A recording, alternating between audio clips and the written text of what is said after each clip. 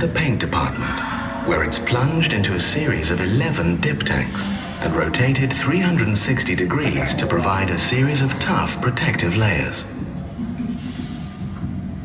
Then it's the turn of Ferrari's graceful robots, who paint the car in the customer's chosen color. The customer can choose from a range of proposed colors, or ask for any color he desires.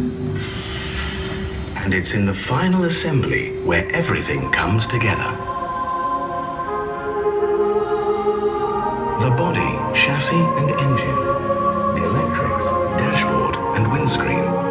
In this department, each car travels through about 50 specialized workstations in about 6 days, which combine cutting-edge technology with human skill and craftsmanship.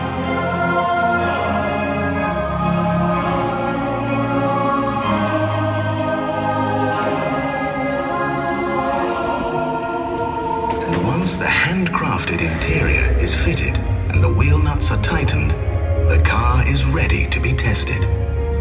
A great many extraordinary people are involved in the making of a Ferrari, from research and development right through the production process to putting the car through its paces on the test track. All of them proud to have played